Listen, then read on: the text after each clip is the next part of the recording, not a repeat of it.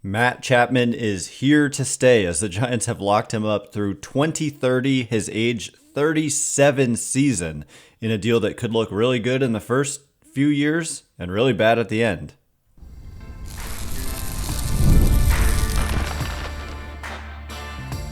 You are Locked On Giants, your daily San Francisco Giants podcast. Part of the Locked On Podcast Network, your team every day.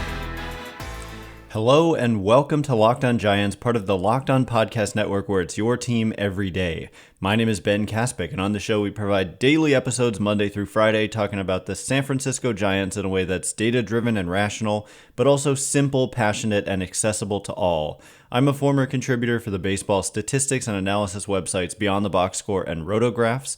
I've been podcasting about the Giants since 2015, been hosting Locked On Giants for 5.5 years, and I'm a lifelong Giants fan. Thank you for making Locked On Giants your first listen every day. We're free and available wherever you get your podcasts, including YouTube. So check us out there if you have not already, and please hit that subscribe button wherever it is that you're following the show. This episode is brought to you by Prize Picks. Go to prizepicks.com/LockedOnMLB and use code all lowercase LockedOnMLB to win $50 instantly when you play $5. And coming up on today's show, yes, we're going to be discussing the fact that the Giants announced last night, after yours truly had fallen asleep, that they had agreed to a 6-year extension with Matt Chapman. And it's a 6-year, $151 million extension. He's going to receive $25 million a year every year starting next year through 2030, and then there's a $1 million signing bonus that he will receive in 2025. So, yeah, this is there's a lot to unpack here. Number one, it's the biggest commitment that the Giants have made under Farhan Zaidi. It's the biggest contract that Farhan Zaidi has handed out. Second to Jung-Hoo Lee, who received $113 million before accounting for the posting fee, which was hefty as well. So it's not too far ahead of Jung-Hoo Lee's deal, and very different in that Jung-Hoo Lee started this season at age 25, and so started that contract at age 25, and Matt Chapman's new deal is going to start at age 30. Well, it's going to start at age 31, but he'll be 32 in April. And so, like I said, he's going to be 37 when this contract finally ends. And so this is one where we look at the first 3 years might look good, and then the last 3 years might look bad. But to me, like, bottom line is that it's worth doing if you're the Giants, because they've had such a hard time recruiting players to come to San Francisco, specifically position players. They've had such a hard time getting like everyday players in general. And I don't know if it's a hard time or a choice, but basically there's no guarantees in free agency. So if you let Matt Chapman opt out, which he was going to do, of his player option for next year, and Blake Snell as well, you enter free agency in the great unknown, and you might have to end up doing something like this again, where you try to find someone like coming off a down year that you have to sign to a 2-year deal with an opt-out again, and then it's just more frustration from fans. And with Chapman, it's just a ideal fit in so many ways, because he has not only produced overall, when you look at offense, base running, and defense, it's just above average across the board, which has added up to him per FanGraphs and Baseball Reference, which value him quite differently, about a 1.5 better per Baseball Reference, and it has to do with how they evaluate defense, what metrics they use for defense. But both have him as like a top 5 player in the National League this season. He's one of those underrated guys in a way, given that it's really good defense, underratedly fast and good at base running, and then above average offense, even if it doesn't wow you, even if there's a lot of swing and miss. So yeah, he's just added up to being one of the best players in the league. He's consistently been like an all-star level player, pretty much, not even pretty much, like literally every year of his major league career, maybe outside of his rookie season when he only played in 84 games.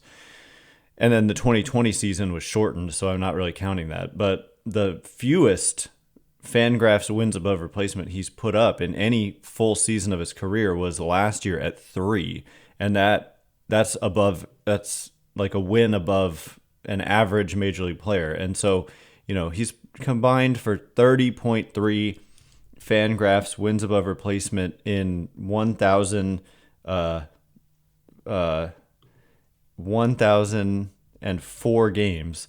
So if we multiply that by 162, the 162 game average there is 4.9 FanGraphs wins above replacement, which is right around where he should end up this year.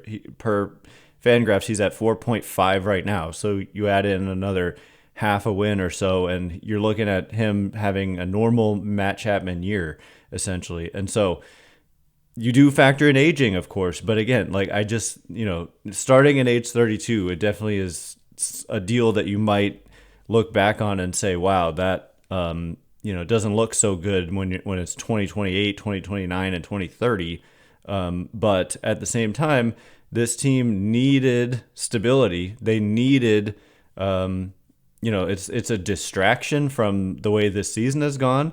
The fact that they get this done during a very disappointing season is probably not a coincidence. I mean, they were just probably highly motivated to distract from the fact that their FanGraphs playoff odds are down to 0.0%. That's obviously rounded. They're not eliminated yet, but they're not going to the playoffs, and this distracts from that.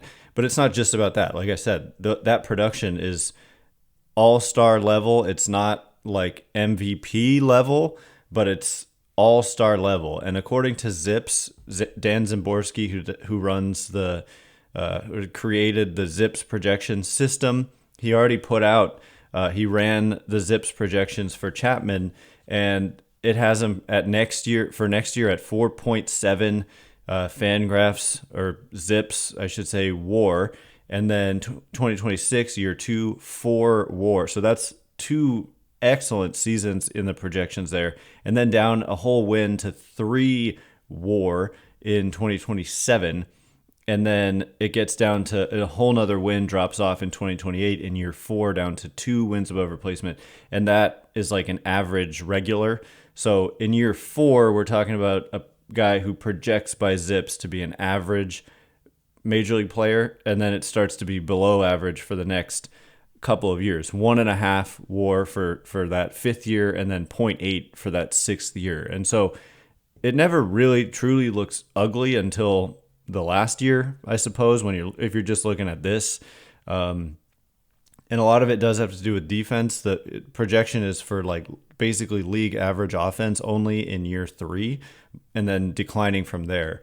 And so, what Dan Szymborski wrote here is that I really like Matt Chapman, and argued quite a lot with people who said roughly, screw the hit data. Chapman is totally done last summer. Go watch a game, fat boy. That's quite a sentence there. But anyway, he defended Matt Chapman for that down year he had last year, even because the expected numbers were much better than the actual numbers. And then he says, but a 6-year commitment that starts at age 32, I'm uneasy about half this contract going well. And then he ran the numbers for Zips, and it said Zips is more optimistic on Chapman than I am. It suggests a fair price on a 6-year contract would be $141 million. And remember, Chapman got $151 million. And then it says Zips prefers 4 years, $124 million, or 5 years, $135 million for an extension. And yeah, maybe like the Giants just have to overpay to get guys. Like I wanted to reply, I kind of know Dan, and he would appreciate maybe, or like, I don't know. I just wanted to say, like, it's the San Francisco tax. As the Giants, you have to pay more to retain guys, and especially hitters. Like, you just have to overpay a little bit and have to commit to that age 37 season sometimes to get the player. And that's what they did. So I think even though we could be looking back on this and saying, yikes, in 2028, 2029, 2030, we're going to be saying nice in 2025, 2026, and 2027. And so that's what you're living for, and they're going to continue to try to win, and Chapman's going to try to recruit players. That was a big part of this was the press conference, what Chapman had to say about recruiting players. So we'll get into that and the 2025 payroll and salary kind of spending outlook for next year in just a minute. And before we do, today's episode of Locked On Giants is brought to you in part by Prize Picks. Prize Picks is America's #1 daily fantasy sports app with over 5 million active members. Prize Picks is the easiest and most exciting way to play daily fantasy sports. Unlike other apps, on Prize Picks, it's just you against the numbers. All you do is pick more or less on 2 to 6 player stat projections and watch the winnings roll in. You can now win up to 100 times your money on Prize Picks with as little as 4 correct picks. Prize Picks is the best way to get action on sports in most states, including the great state of California. Yes, you can play in California. I have had a ton of fun playing Prize Picks this season.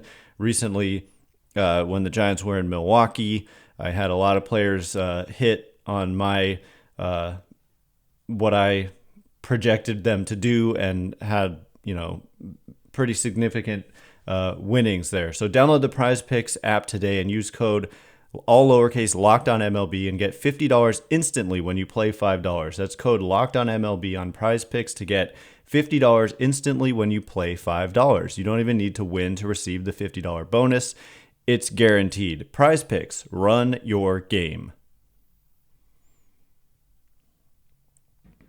All right, as promised, we're going to get into the other elements of this Matt Chapman extension. Every angle we can look at this, the StatCast numbers, but also the recruiting element, which Matt Chapman said something very interesting in this little press conference they put on today at 10:30 in the morning. Thank you for making Locked On Giants your first listen today. For your second listen, enjoy the Locked On MLB podcast. Host Paul Sullivan, aka Sully, is here daily to provide national expertise with his trademark humor to help you get ready for the MLB playoffs here in the dog days of summer. Prepare for the Fall Classic with Sully, who has it all covered every single day on Locked On MLB, available on YouTube or wherever you get your podcasts. Part of the Locked On Podcast Network, your team every day. And also a reminder, you can catch every pitch of the Giants' hometown broadcast with SiriusXM. Just download the SXM app and search the word Giants. So one of the things that really stood out to me as I'm watching this Matt Chapman press conference this morning is he said that he's already had a couple players reach out to him via text and indicated a desire to play with him in San Francisco. And so that obviously gets my gears spinning a little bit. So Chapman played a bunch of seasons with the A's, and when I look at, okay, who is on that A's team that could potentially reach free agency anytime soon, the guys who come to mind who were with him in Oakland, who were good players, who are still good players, are like Matt Olson, but he's locked up to a long-term deal. There was Josh Donaldson, but he's like out of the game, and I don't really know. So I'm thinking more like Blue Jays players and guys he played with in Toronto. And I'm thinking specifically like a Bo Bichette, who, along with Vladimir Guerrero Jr., is just 1 year away from free agency. So not a free agent this upcoming winter, but the winter after that. And Bichette is only 26 years old. And I'm trying to connect the dots here. When the Blue Jays were in town, he talked about really, really enjoying the ballpark and the kind of what it was like to hit here. He injured his calf here and hasn't played since, but I don't know who those players were, but that it's a factor for sure. And I talked about this the other day about how the Dodgers went out and got Mookie Betts, and then they went out and got Freddie Freeman, and then it's and then they got Shohei Ohtani, of course, and like each one, once you have a Mookie Betts locked up, it definitely helps other players to want to come there. Like when the Giants had Buster Posey, we heard players and pitchers talk about how they wanted to throw to Buster Posey. And Matt Chapman, he's not quite on that level, but he's still a very good player with an elite reputation. Like known, just beloved kind of throughout the entire game. The way he plays, I think we've all appreciated the way he plays. If you watched him this season, he just is tenacious. Like he just every single moment of every single game, he's 100%. Like he doesn't take a moment off. And like on defense, at the plate, running, he's just tenacious, and he's been out there almost every day. So you do worry somewhat, I do, about a 6-year deal, and does that eventually wear you down? Like I think about Hunter Pence, he was like a total Iron Man, and then he started to break down as he got into his mid-30s. And so for Chapman, this deal, 32, 33, 34, yeah, maybe you're okay there, but 35, 36, 37, what does that look like? So again, circling back to that same point from earlier, but at the same time, the point is,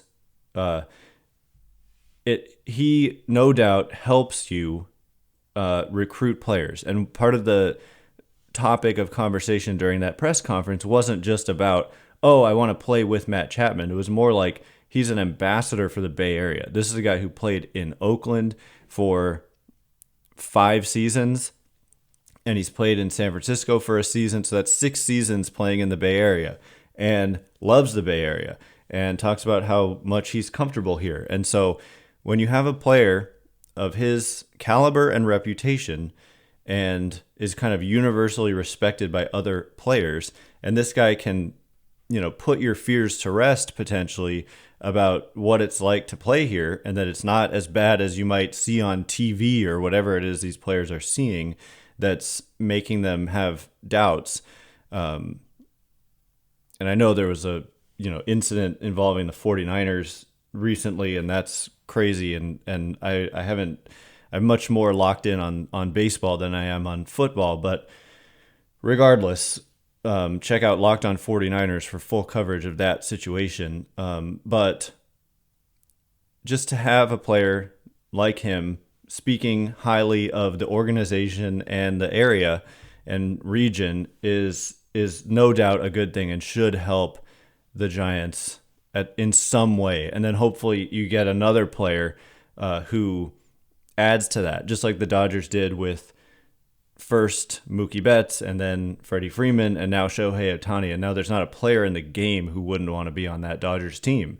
And the Giants need to build something along those lines where there's somebody who, now you've got Logan Webb locked up. You've got Jung-Hoo Lee, who hasn't really had a chance to establish himself yet, given the season-ending injury early on this year. And now you've got Chapman. So they do have a lot of, I want to say a lot, I mean a few guys locked up who are good players. And we'll get into their contract situation, like their payroll outlook and what they figure to be able to spend in free agency a little bit later on. But first, I just want to kind of put a bow on Chapman as a player by looking at some of the underlying more advanced like StatCast data for him. And so according to Baseball Savant, which kind of houses the StatCast data that we look at so often, he's 81st percentile in basically expected offensive production. And his average exit velocity is 96th percentile. His barrel rate, which is, again, it's not the sweet spot of the bat. This is an official StatCast metric. Hard contact in the air, essentially, is 85th percentile. His hard hit rate, 89th percentile. His bat speed, this is a new one that's come online this year where they're measuring bat speed, 98th percentile. So the guy swings the bat hard, and that's kind of a new thing that we can see. So there is when I say sweet spot, they now call it launch angle sweet spot. I actually didn't say sweet spot. I said barrel. So there's barrel percentage. There was something called sweet spot percentage. And these can be confusing names because they have other meanings in baseball vernacular. But launch angle sweet spot is like good launch angles. And he's only 17th percentile there. Squared up percentage is how often do you actually hit it on the right part of the bat, the quote-unquote sweet spot of the bat, and that's only 14th percentile. His chase rate is very good, 78th percentile. Strikeout rate, bottom third roughly. Walk rate, 78th percentile. As a fielder, though, his range rates as 93rd percentile, his arm strength 74th percentile, and his speed, how about this, 86th percentile. So this is an underratedly fast player. And if you just look at the whole kind of page here, it's basically when you look at batting value, they assign a run value to batting, and it's 81st percentile. They assign a run value to base running, and it's 94th percentile. And they assign a run value to fielding, and it's 83rd percentile. So it's just the lowest one there is batting at 81st percentile. So above, like way above average, almost one of the best in base running, and then way above average at fielding. It adds up to a player who is a top 5 player in the National League right now, does everything well, basically. And it's just a matter of age is kind of the concern. But based on the projections, view it as something to be worried about down the road and not so much in the immediate future. And this season he's put together would indicate he hasn't started to slow down. It's amazing that he's still as fast as he is at his age, given that he's 31. Normally guys start to slow down by then, but he's still really fast. So he's also been good at avoiding injuries, but you can be good at that until suddenly you're not. So we'll see. But I think for many reasons, this is a important and good move for the Giants, and fascinating that they got it done before free agency. Like an in-season extension for a Scott Boras client is rare. That's how much both sides were motivated to get this done. So coming up in just a minute, we'll look ahead to the 2024-2025 offseason and what commitments the Giants officially have on the books for 2025, and who's arbitration eligible, who's a free agent, and most importantly, how much money do they have to spend on free agents in the offseason or adding players via trade. So we will look at all of that in just a minute. And before we do, this episode of Locked On Giants is brought to you in part by Ibotta. Sandals, sunscreen, snacks for the kids. What do these all have in common? You're probably buying a ton again this summer. But don't stress about the cost. Use Ibotta and get cash back on all of your purchases when you stock up on all of your summer essentials. Ibotta is a free app that lets you earn cash back every time you shop. Earn on hundreds of items from groceries to beauty supplies, even toys. So you can make sure you're beating inflation no matter what you're purchasing. The average Ibotta user earns $256 per year. That could cover the cost of an entire shopping trip, that flight you've been eyeing, or that fancy dinner you've been craving. Right now, Ibotta is giving our listeners $5 just for trying Ibotta by using the code LOCKEDONMLB when you register. Just go to the App Store or Google Play Store and download the free Ibotta app to start earning cash back and use code LOCKEDONMLB. That's IBOTTA in the Google Play or App Store and use code LOCKEDONMLB. All right, here we go. We are going to get into the off-season, basically. It's off-season mode on September 5th. That does mark this season as a huge disappointment.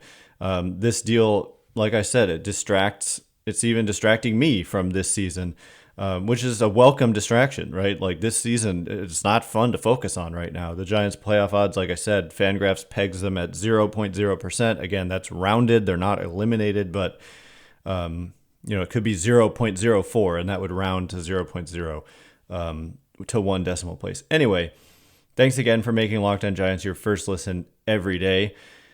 A reminder that you can catch every pitch of the Giants' hometown broadcast with SiriusXM. Just download the SXM app and search the word Giants. So getting into the offseason and what they have on the books, it's important to look at that. And there's this $30 million player option for Blake Snell that he is very much headed towards opting out of. Like he's not going to pick that up because of how great he's been since he came back from that second stint on the injured list. Somebody did ask about Blake Snell during the press conference for Chapman, and Chapman gave kind of a wry smile, which I don't know, maybe indicates the Giants are trying to get something done. I don't know. I don't really want to be reading into facial expressions as like news, but it remains to be seen if the Giants, Snell's an older player too when it comes to a free agent. I think he's going to be 32 in December. And he's a pitcher, which I think is even more risky per the Giants' pattern of behavior in terms of not giving out any long-term deals for pitchers except Logan Webb, who was like 26 when he signed his extension. So anyway, in terms of guarantees now with Chapman officially signed, you've got $25 million guaranteed to Matt Chapman. Robbie Ray has an opt-out of 2 years and $50 million left on his contract. The fact that he's barely pitched and is currently hurt, I expect him to not opt out, but you never know. But I'm counting it now as it is a guarantee, and so is Snell. But I very much expect Snell to opt out. Ray, very much don't expect him to opt out, but I'm not 100% confident in that. But that's $25 million for next year. Jung-Hoo Lee is getting a guaranteed $16.8 million. Jordan Hicks, $12.5 million. Logan Webb, $12 million. Taylor Rogers, $12 million. Tom Murphy, remember him, $4 million. And then there's a $3.5 million player option for Wilmer Flores. And based on the rough season he just had and that he likes it here and he's comfortable here, I do expect him to pick that up as well. So that's it for guarantees. And again, we're counting Robbie Ray. We're counting Wilmer Flores, even though both of them can technically opt out. And we're not counting Blake Snell, and that's $30 million. So things could change. Like Snell could need Tommy John suddenly and then opt in. Like we just don't know for sure. But we're getting close to the end of the season. And anyway, so when you do that, it comes out to a guaranteed $110.8 million. So let's call that 111. And this year, their payroll, according to FanGraphs, is currently $207 million. And so that they'd be roughly $100 million under that, but we have yet to account for arbitration eligible players and pre-arbitration players. And their arbitration eligible players are Mike Yastrzemski, Lamont Wade Jr., Tyler Rogers, and first-year arbitration eligible Camilo Doval. And so I do not view Doval as a non-tender guy. I do view Mike Yastrzemski as a potential non-tender candidate, and here's why. He'll be earning probably close to $10 million. He's 34 years old. He'll turn 35 towards the end of next season. And there's only so many spots where you can upgrade. And right now, they've got Jung-Hoo Lee, and they've got Elliot Ramos. Michael Conforto is a free agent. But if you want to upgrade in the outfield, you kind of have already committed spots, in my opinion, to Ramos and Jung-Hoo Lee. And so that does make Yastrzemski on what's likely to be about a $10 million salary, 1 year $10 million, and then free agent after that. He's a potential non-tender candidate. But if we just imagine that everyone, including Yastrzemski, is back, and we account for all the pre-arbitration salaries, and then that goes to guys like,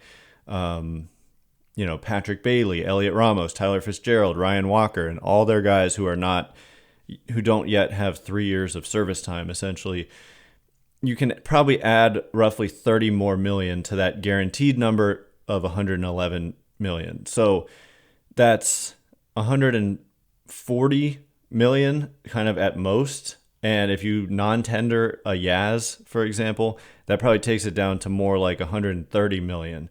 And so, like I said, their payroll this year about 207 million.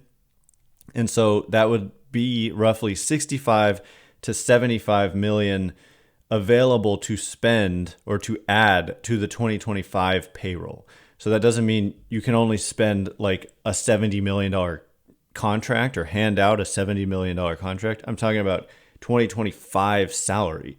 So you could add a $40 million a year or $50 million a year Juan Soto. Not that he would get that much, because even Ohtani, when you account for what that AAV is technically calculated to be, it's like 44 point something. So even if you add a $44 million Juan Soto per year over like 14 years, something insane like that, honestly, that might be what he gets, something like that. Then you could do that. You could very much do that within my parameters of 65 to 70 million to spend, because I'm talking about the per year cost.